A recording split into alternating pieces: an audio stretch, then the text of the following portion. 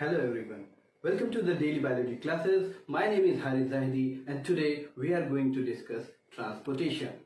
Transportation means in general transferring the goods and the materials from one place to another. Similarly, you can understand transportation in human beings. So, as we hear transportation in human beings, several questions started rushing in our minds. And what are that questions? Some of that questions I have written on my blackboard. Let us see one by one. First question which arises in our mind is, what are the things which needs to be transported? यानी वो कौन कौन सी चीजें हैं जिसको transport होना है. The second question, why transportation is required. Transportation body में क्यों हो रहा है. And the third question, how transportation is carried out. यानी तीसरा क्वेश्चन आता है कि कैसे ट्रांसपोर्टेशन होता है.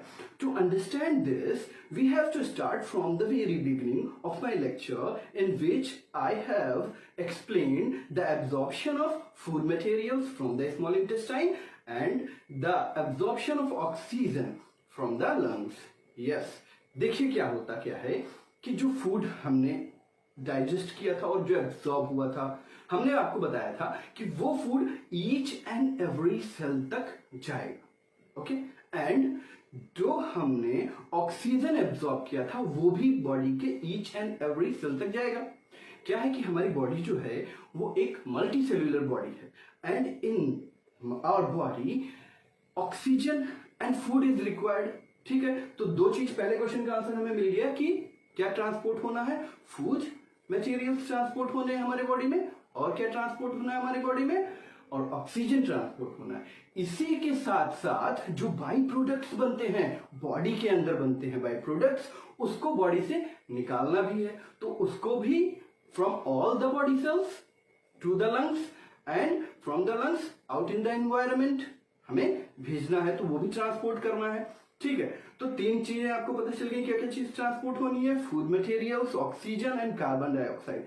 These are the main thing. There are several other things which is also transported from our body, but उसको हम डिस्कस करेंगे फर्दर. तो समझते हैं. नेक्स्ट क्वेश्चन, ट्रांसपोर्टेशन कैसे होगा बॉडी में.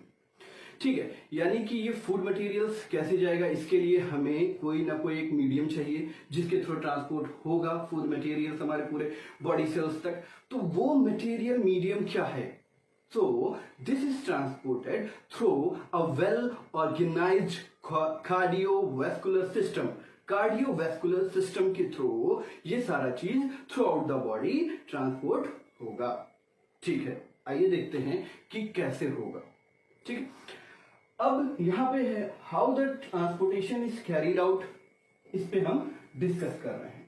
ट्रांसपोर्टेशन क्यों होता है ये भी मैं आपको बता दूं. ट्रांसपोर्टेशन इसलिए होता है क्योंकि हमारे बॉडी सेल्स जो हैं उनको रिपेयर मैकेनिज्म परफॉर्म करना है, बॉडी को ग्रो होना है हमारी, और क्या होना है, मेंटेनेंस के लिए, यानी जो स्ट्रक्चर सेल का है उसको मेंटेन करने के लिए हमें ये माइक्रोमोलिक्यूल्स यानी carbon dioxide and oxygen and food, इसका ट्रांसपोर्टेशन होना जरूरी है. सेकेंड क्वेश्चन आपका वो पता चल गया आपको. Now the third question is how this transportation is carried out. तो मैंने बताया कार्डियोवैस्कुलर सिस्टम के थ्रू ये ट्रांसपोर्टेशन होगा.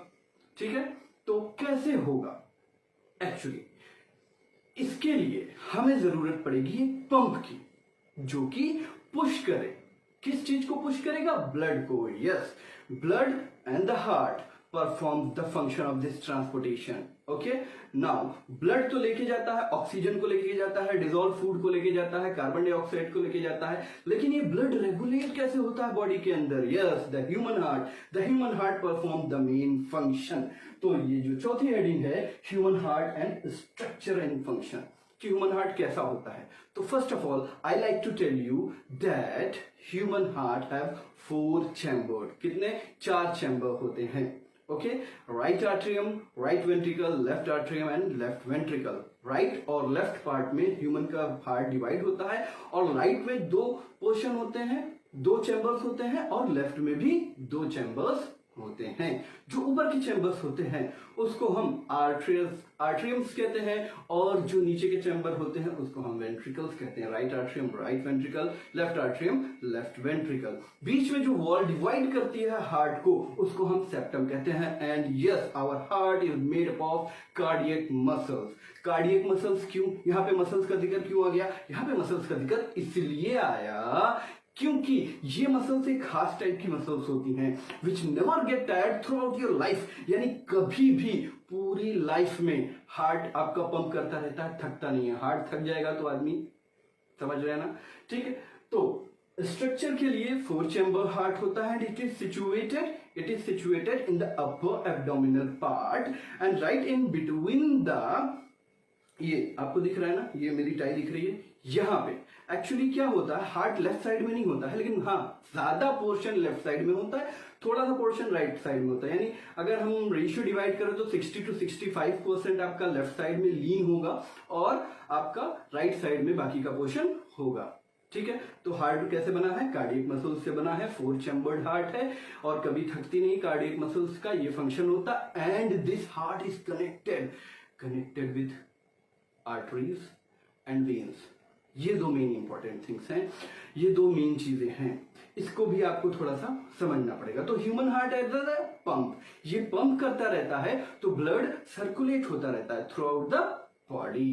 And there are 2 things which you need to know and which you need to remember is that left side of our heart contain oxygenated blood. It means the oxygen capacity, oxygen content in the blood which comes to the left side of the heart is more, यानी कि oxygen ज्यादा होता है। And right side contains deoxygenated blood. Right side में हमारा क्या होता है? डीऑक्सीजनेटेड ब्लड होता है। अब आर्टरीज और वेन्स जो हार्ट से कनेक्टेड होती हैं वो क्या है और वो क्या है और उसमें डिफरेंसेस क्या है, उनका फंक्शन क्या है, ये देख लीजिए बहुत से ध्यान से। Okay, now arteries and veins, एक जो मिथ है, सबसे पहले मैं उसको क्लियर कर दूं। लोग कहते हैं, आपने अक्सर सुना होगा या फिर सुनेंगे आगे चल के, कि arteries carries oxygenated blood and veins carries deoxygenated blood. ये बिल्कुल गलत है, ये बिल्कुल सही नहीं है। ऐसा आप कहीं भी मत लिखिएगा कि arteries carries oxygenated blood and veins carry deoxygenated blood. नहीं, ये सही नहीं है। जो सही डिफिनेशन है, जो सही तरीका है डिफाइन करने का, वो मैं आपको बताता हूं, बहुत ध्यान से सुनिए। Arteries carries blood away from the heart. खून जो ब्लड से, खून जो दिल से निकल के दूर जाता है, अवे फ्रॉम द हार्ट, यानी हार्ट से दूर जा रहा है, वो किसमें होगा? वो ले जाने वाली कौन सी वेसल्स होंगी? वो होंगी arteries. Arteries carries blood away from the heart and veins carries blood to the heart. यानी जो ब्लड आपका हार्ट के अंदर आएगा वो कैसे आएगा? वेन्स की थ्रू आएगा। या फिर जो आपकी वेसल्स हार्ट में ब्लड को लेके आती हैं वो कौन सी होती हैं? वेन्स होती हैं। तो veins carries blood to the heart. Yes, most of the time आप देखेंगे कि जो आपके डायग्राम बने होते हैं बुक में, वो 2 कलर में होते हैं, red colour and blue colour. ठीक है, मतलब जो हार्ट से कनेक्टेड आपकी वेन्स दिखाई देंगी, जो आपकी हार्ट से कनेक्टेड ब्लड वेसल्स दिखाई देंगी, मेन ब्लड वेसल्स, वो 2 कलर्स में दिखाई देती हैं। कहीं पे रेड में दिखाई देती हैं और कहीं पे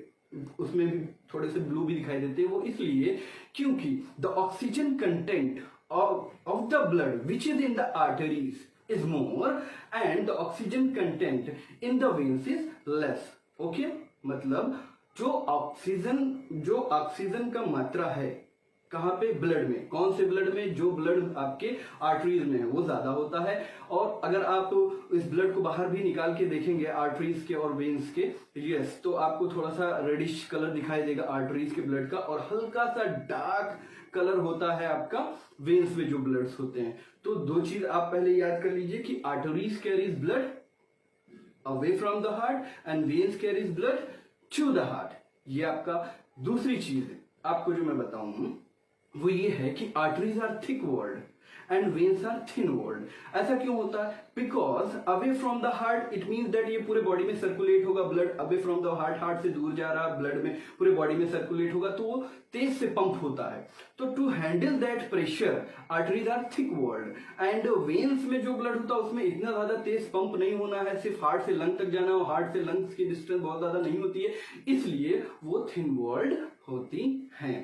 Okay, one thing which I forgot to explain in the heart is 4 walls are present in the heart. Heart में आपके 4 वॉल्स भी लगी हुई होती हैं. वॉल्स जैसे आपके साइकिल की टायर में वॉल्स लगी होती है वैसा ही सेम वॉल लगा हुआ होता है, उसी तरह का सेम फंक्शन परफॉर्म करने वाला वॉल लगा हुआ होता है आपके हार्ट में. 4 तरह की 4 वॉल्स होती हैं. ठीक है, बाइकस्पिड एंड ट्राइकस्पिड वॉल्स, ये आपके एनसीईआरटी में नहीं मिलेगा आपको कहीं पे वॉल का नाम, लेकिन होता है. उसका फंक्शन क्या होता है? उसका फंक्शन ये होता है to manage the backflow of the blood in the heart. It means that कि जब एक चैम्बर से दूसरे चैम्बर में और चैम्बर से फिर जब वेन्स या आर्टरीज में ब्लड पंप किया जाए तो बैक फ्लो ना हो. To prevent the backflow of the blood in the heart and in the arteries and veins, the heart is also fitted with 4 valves. Okay?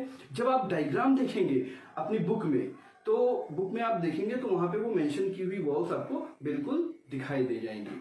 Okay, तो ये था आपका transportation in human being and now tomorrow we will discuss और in our next lecture मैं आपको बताऊंगा आगे कि what is double circulation and और भी थोड़ा सा इसको एलोबरेट करेंगे. Okay, this is all for the now. Thank you.